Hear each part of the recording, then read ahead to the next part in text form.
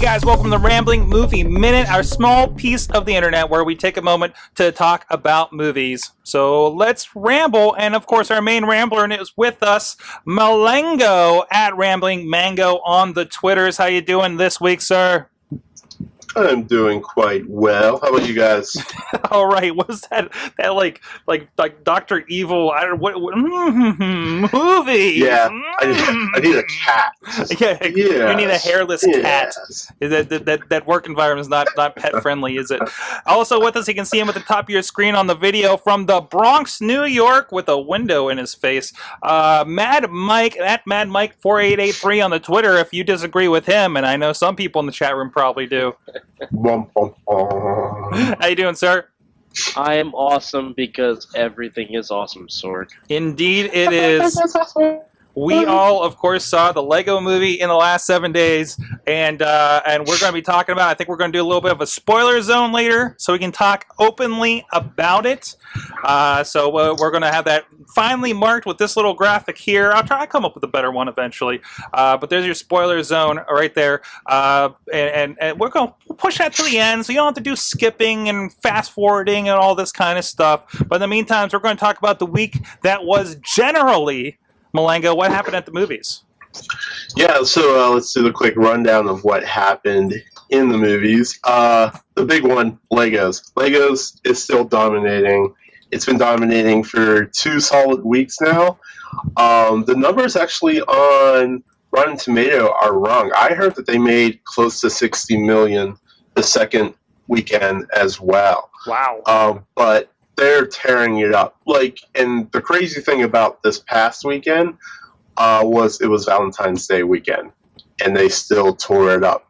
The next movie was something like 1/3 away from anywhere grossing. Basically, Lego Movie made 3 times more on Valentine's Day than About Last Night, the only romantic comedy there. Because it had Batman, most likely. Probably. I'm going with that. He did steal the show. I guess briefly we can say, again, we all saw a Lego movie. It is, I had Joey's birthday party at mine. How'd you guys do with the kid factor? I went with a group of adults. Okay. So there were children there, but for the most part, I think a large, at least in my theater, a lot of the people there were adults, and a lot of laughter, a lot of giggles. We went to see it at around 3:30 in the afternoon on Valentine's Day. We had maybe 5 little kids. The theater we went to was empty, basically. Mm-hmm. But there were 5 little kids. They were all very well behaved, and we all enjoyed ourselves. Good. I definitely saw it. We'll get more into it, but it felt like the kids kind of waned about halfway through the movie, and then the adults started laughing. I don't know if it was timed that way with how the movie was put together, but it was pretty enjoyable. Again, I took my mother to it. She enjoyed it, especially a little bit of swerve at the end that we'll talk about here in the spoiler zone. But I think it was a really fun movie. I don't know if this would have done... I think it was perfectly placed. This would not have done so well in the middle of summer. I don't feel. You don't think so? No, because it didn't. I think it would have done better. You think it would have done better? Really? Yep. Probably. All right. Maybe. Absolutely. Maybe. Because I think it played up on a lot of good things. Mm-hmm. Because you get little kids to go out to see the movie because they're all off from school. Then you take them to the toy store to get Lego toys. That's true. That's more. True. Very true. What else was there at the theater this weekend? Number 2 was About Last Night. That is the Kevin Hart and Ice Cube, whatever, romantic comedy, humor, something, whatever. That one, though, surprisingly, raked in an average, or not an average, but on Rotten Tomato, it was 77% on the ratings. I thought that was lower, but I could be confusing all my Kevin Hart movies at this point. There's a lot of them right now. Yeah, every 2 weeks. So it didn't make a lot of money, which is surprising for, well, not, it's not surprising that it didn't make a lot of movie, but it was the only, I was about to say Halloween, it was the only Valentine's Day movie that came out that weekend. And, I mean, for 77%, that means the people that did go someone enjoyed it. It just not a lot of people went. And then you had RoboCop that's still hanging in there, barely, so but not still there. crazy with the RoboCop. Did you? Oh, you saw it? No, I did not. I did not. You have no interest? No, I have interest. It just I was with my mom, so I didn't think mom would like RoboCop. So we ended up at the Lego Movie. So, I mean, it was completely an environmental factor. So, I mean, I think I want to see it, but I don't know if I'm going to see it in theaters. I did hear good things from people that saw it. They enjoyed it. Like, one person told me they would have liked to see more action, which was kind of funny because it's RoboCop. Because it's RoboCop. I don't know. Some of those like sci-fi RoboCop movies are kind of rough. So there's that. Awesome. What else we got, Mulango? All right, let's just run down the news because news seems to be like everywhere. Lindsay Lohan is doing a documentary. So to this I say, why? Who cares? All right, whatever keeps you relevant in the news, right? Entourage adds another character, a confirmed character, Hallie. So that movie is definitely coming, which is I don't know if any of you guys watched the show Entourage. A little bit of the first season. Yeah, I don't know. Are you excited for a movie? I'm a big fan of the show. I'm very anxious for the movie.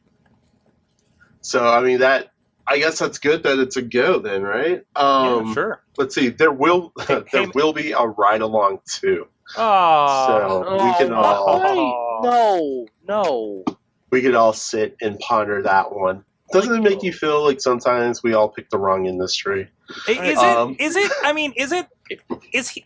Who's the guy from Fifth Element and not Ride Along, but the movie with Jackie Chan? Chris Tucker. Like, he's this generation's Chris Tucker. He's gonna be in a ton of crap, and then he's gonna disappear. Although I like Chris Tucker, and Chris Tucker was in Silver Linings Playbook, and he was fantastic. There you go. Oh, yeah, I didn't remember him doing too much for like dramas or anything like that, right? Well, he was the comedic. He was part of the comedic relief in Silver Linings Playbook. He was very good. Okay. Yeah. Cool. Well, I feel like the problem with Kevin Hart is like I don't think they can write for him because I think they just let him go off on his own thing. So it's almost like all of his commentary in the movie is just kind of like, was he supposed to say that, or is that just what he was thinking? People think he's as funny as Chris Rock, and he's not. Yeah. I think that's what it is. Hey, we got a trailer for Guardians of the Galaxy. If you have not seen it, we got kind of a trailer for. No, the official trailer is being released tonight on Jimmy Kimmel. Oh, okay. So we'll have a full trailer tomorrow. Yes. So this is more like a teaser, right? Yeah. I keep forgetting who Chris Pratt is, and then it boggles my mind that he's the guy from Parks and Rec. Yep. Yeah. Isn't it crazy that he's shirtless in that last shot too? Which ladies. Sure. But it looks pretty good. I'm very excited for it. I know I've seen some other people on a few of my social media reading Guardians of the Galaxy. I have never read Guardians of the Galaxy. I think I may have read, or I remember them popping up on like the last, not the current, but the last Avengers cartoon maybe. Or maybe it was like Spider-Man. I can't remember. They're all blending together these days. I do have it earmarked. I want to try. It was the Ultimate Spider-Man because Nova was part of it. That makes sense. Yeah, it was Nova, yeah. I do have the comic earmarked. I kind of want to get a little more familiarity with it. It's going to be the new series. I'm not going back or anything like that. I can't wait for... I just want to hear Vin Diesel scream, "I am Groot." I'm so excited for this. And I can't express why I'm excited for it. I just want to hear that voice in that giant plant monster just scream 3 words for the whole movie. I think this is going to be a really interesting play because, as much as, we've talked about on past shows how your Captain Americans, your Iron Mans up until the movies were very third-rate characters, right? It was all Spider-Man and X-Men the whole way, right? And then, so what are we going to do with, like, some characters that hardly anybody knows about? Let's be honest. Yeah. I mean... No. You have to actually have read the comics or watch cartoons and like recent cartoons to even know who. Like you may have heard of Rocket Raccoon. Yeah. That's basically it. But still, on the surface, it does look like just a badass action film, and we know it has to do with Marvel. We got teased into it with Thor 2. I don't think it'll do crazy blockbuster like some of these have. It'll do fine. I think it'll do just fine. I think the first week will be a little slow, Mm-hmm. but I think if it's a really good flick, which it sounds like it is, by all accounts, like from what I've heard, people love it so far. Like, Awesome. I think it's gonna be one of those word of mouth kind of movies, kind of like Iron Man was. Yeah. Yeah, that'll be interesting to see when I'll play. Because, like, these characters I'm not that familiar with, and I didn't read those comic books.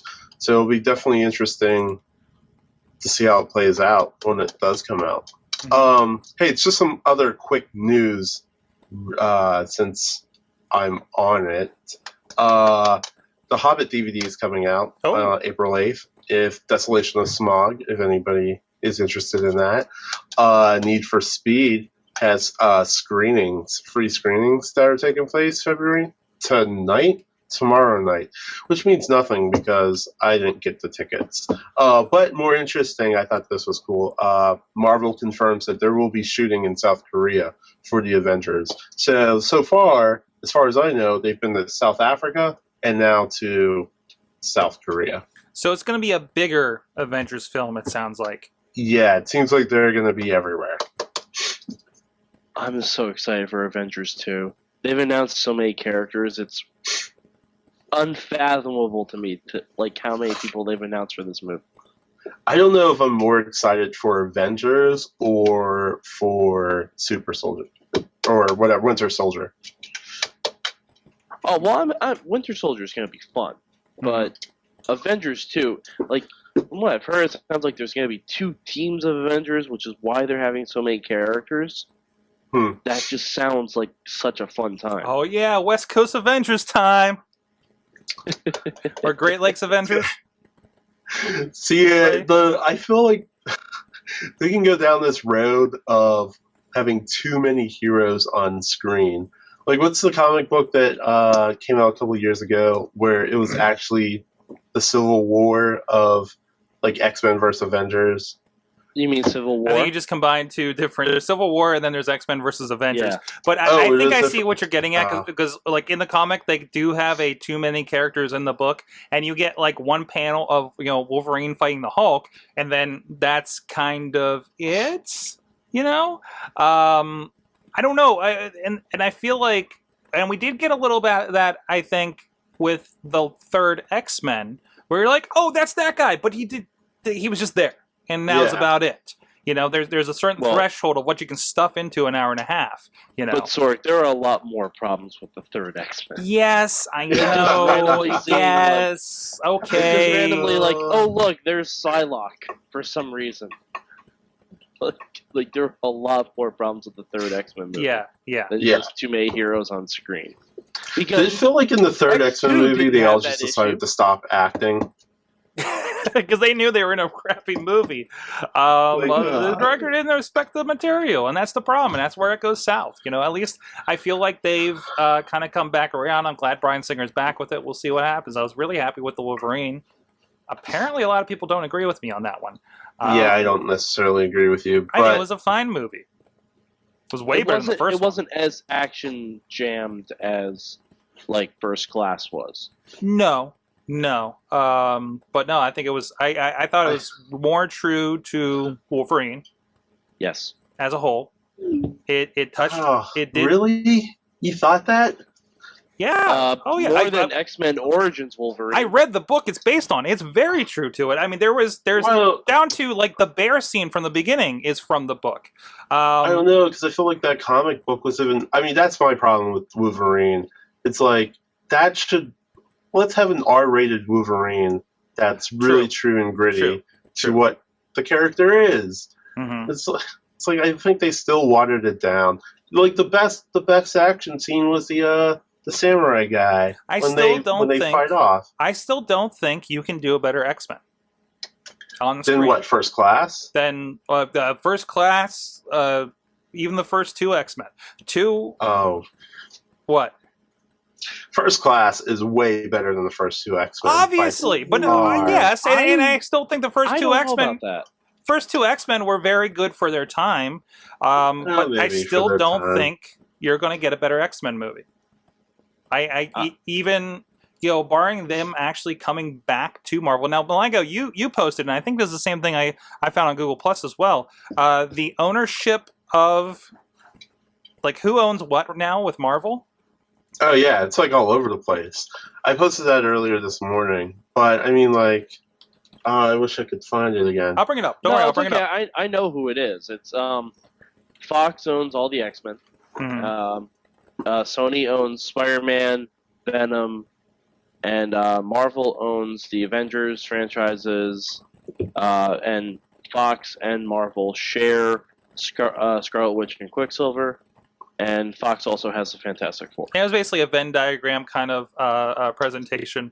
Really good, really visual to kind of figure out like what is going on there. So, trying to see if we can find out. But all it needs is like a deal. If they can just work, I still think we might get it eventually because there were talks that they were going to put the Oscorp building in Avengers. But the design of it wasn't finished yet, so they didn't put it in. I have a feeling that when one of these franchises on its own seems to be struggling a bit, that's when we'll see a deal. I can see it. Like if Amazing Spider-Man 2 doesn't do as well as I think it's going to do, then maybe they'll be like, hey, how about we have Spider-Man in Avengers 3? How about that? Or like if Days of Future Past kind of craps the bed, they'll be like, hey, how about we do Captain America 3 and Wolverine Avengers in World War II? Like, yeah, there's so much other stuff you could do with it, and it doesn't even require that much crossover. Like, they don't even have to interfere in the main storylines. Mm-hmm. They can just literally swing in for some of them. I can see it. But I mean, and we could begin to that, and I'd like to see what they're doing. Well, I think before we run out of time here, we should get into the Lego spoiler zone. You want the thing? We got the thing. There you go. So entering another dimension. Here we go. We are in. So mute your thing until that goes away at the bottom if you're watching on video, or skip ahead, or cover your ears, whatever. So, it got very Inception-y at the end. Was my take on it. A little bit. So for those that haven't watched it, and you shouldn't be here. So at one point, everything's going crazy. All the bad guys, all the good guys are getting together. Big fight in Brickburg, and all of a sudden we pull back. He falls through the tube, and we find out that it's all a giant play set. Yes. Yeah. And Lord Business is basically the kid's dad, who is a Lego. I don't know what you want to call him. A Lego aficionado. Like the people who have that many Lego sets do call themselves master builders. Okay, so he's the master builder that follows all the directions, and nothing should change. And his kid wants to have the Old West people fight the space people and stuff like that, right? Which was really represented there at the end. And it just turned into a whole different movie. Did it though? It kind of did, didn't it? But again, that's the point. That is the point where none of the kids knew what the hell was going on, and my mom was cracking up because Will Ferrell came down the stairs. See, like, I don't know. I think that's brilliant when you think about it, because it's just like, it plays on our childhood. And that's what Legos, in a sense, is still staying relevant on. That doesn't matter your age or who you are. You could get a box of Legos and go off on this whole freaking imaginatory world and adventure. And so, the dad comes down the stairs with his whole like fantasy, and the son has his own fantasy, and it's kind of just like, bam, in your face. Like, it doesn't matter. And then Cat in the Cradle played, and it was so heartwarming. No, that part didn't happen. The maybe heartwarming it part was did me. get a little cheesy, but I- yeah. I mean, come on. I will give them credit that although that heartwarming part got like a little cheesy, they ended it with the best freaking one-liner ever. Which was So I don't know. It goes full circle. Well, the Duplo line. Mhm. Like, now we have to let your sister play, and just a bunch of Duplo blocks fell down in the world. My God, I really kind of wish that's going to be the sequel. I hope that's they the kind of sequel. go with it, right? I hope that's the sequel. Like, Legos versus Duplos, I'm on board. Yeah. I'm on board immediately. But maybe this is just me. Because it's almost like they were insulting their hardcore Lego fans. Like, the Okay. people who do have Lego cities in their basement. Like, they buy all the sets, they have everything all separated like that. Because that's a real thing. Yeah. A lot of people do. And it almost feels like Lego is saying, hey, you're not playing with us right. Like, you're not doing this correctly. Like, yeah, we give you the instructions to build what you want. But at the end of the day, it's still a toy. You're still supposed to have fun with it. They're not just supposed to, like crazy glue, like, craggle them all together and, and just have them sit out as a display and nothing else moves. Like, you should have Batman invade the Old West, because why not? Yeah. Spaceman fly underwater. Mm-hmm. Like, Well, I thought it was a little bit. The funny thing about that is, like, I could see where you're coming. Like, if I was a hardcore like train set person, Mm-hmm. I build massive sets and I would just play with that and not touch anything. So I could see where people that are hardcore into Legos like that might. I don't think Lego cares. They don't care as long as you're buying it, right? What's that? They don't care as long as you're buying Lego sets. Yeah, exactly. So, but I don't know. That's funny. That's a funny point. I like the point. I like one part in the movie where Morgan Freeman's character kind of just laughs and says, "I made the whole thing up." Yeah. Like, there's no point to this. I just made it up. Of course it's true because it rhymes. I mean, they kind of disclose that at the beginning, because it rhymes, but still, it was pretty fun. They kind of alluded to it throughout Yeah. the whole movie. Like they even when he first touched the piece of resistance, you see a giant hand. Yeah. Like, it was kind of a CG version because it was through his mindset. It felt like Smash Brothers to me.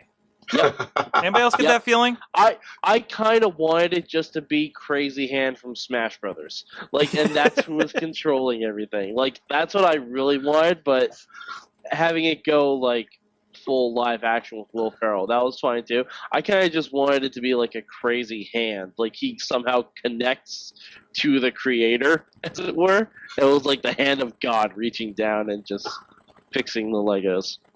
Yeah, I mean, when they a lot of people were kind of like mixed reaction when we saw dead Morgan Freeman. So it's just like, oh, he's clearly attached to a string, and they're just dangling him across. It's like, yes, that's where we've come to in this I feel movie. like He is clearly attached to a string. Like, I think my mom actually had to turn and say, what's the deal with that? I was like, he's dead, so he's a ghost, right? He's like, so that's it? I was like, yeah, that's it. It's like, oh. Like I actually, it deserved a little explanation, but I thought it was great. And I think, like, for me, I had the Spaceman. So, and my Spaceman probably looks just as beat up as that one did. And then we had enough 80s references, I think, to bring the older folks into it.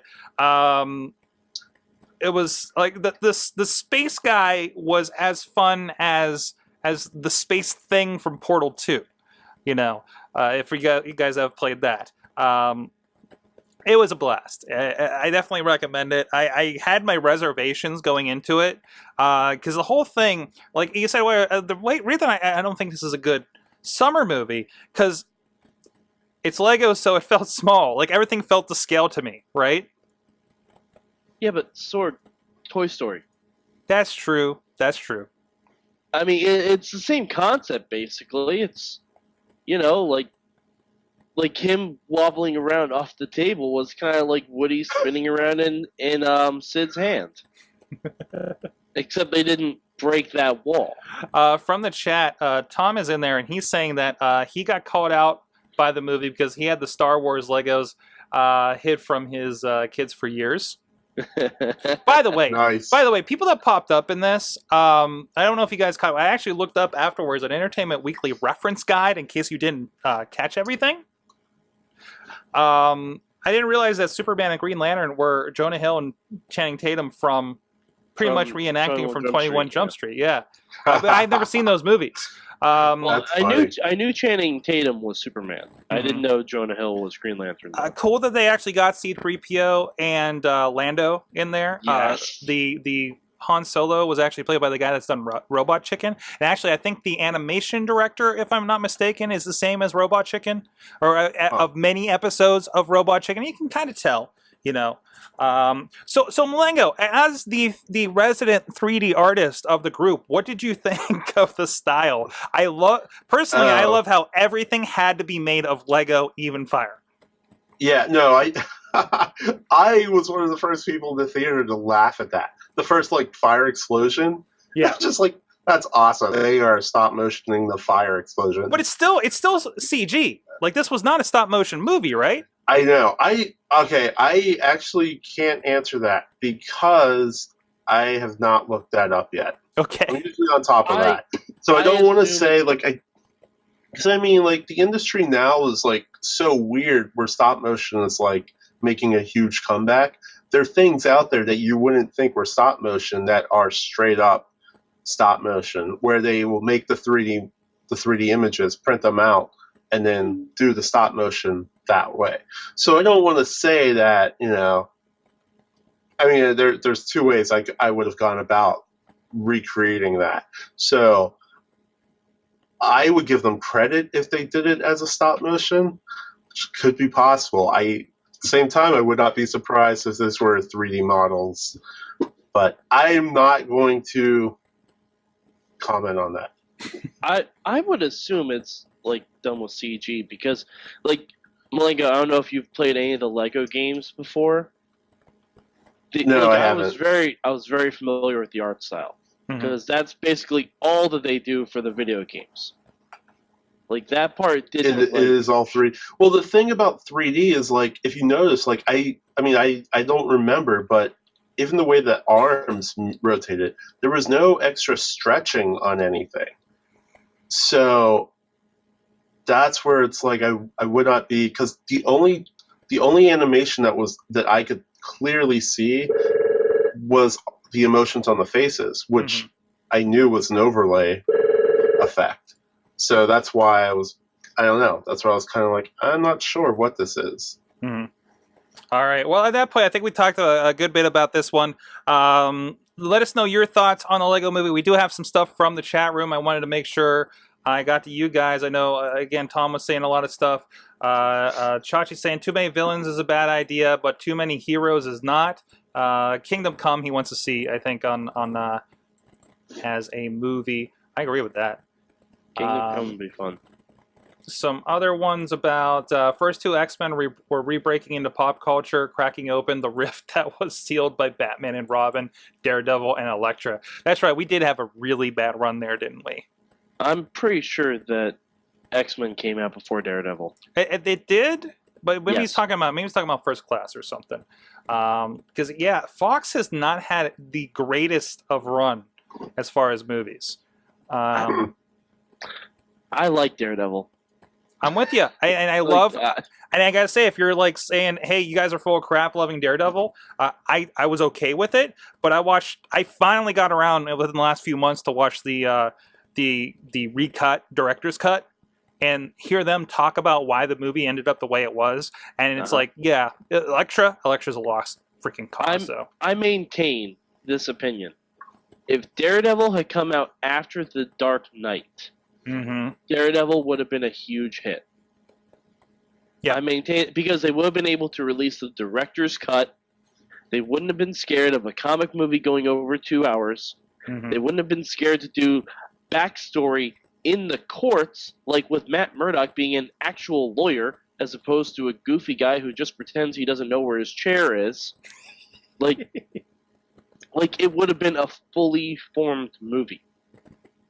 And because Dark Knight did that. Dark Knight had Harvey Dent in the courtroom stealing a gun. Like, Dark Knight had intense backstory on Harvey Dent and all that stuff. Dark Knight had Joker just brought in for kind of no reason. He was kind of the impetus for everything, where Kingpin is the impetus for everything in Daredevil. Mm-hmm. Like, they're very similar movies if you really kind of look at the director's cut and Dark Knight. Yep.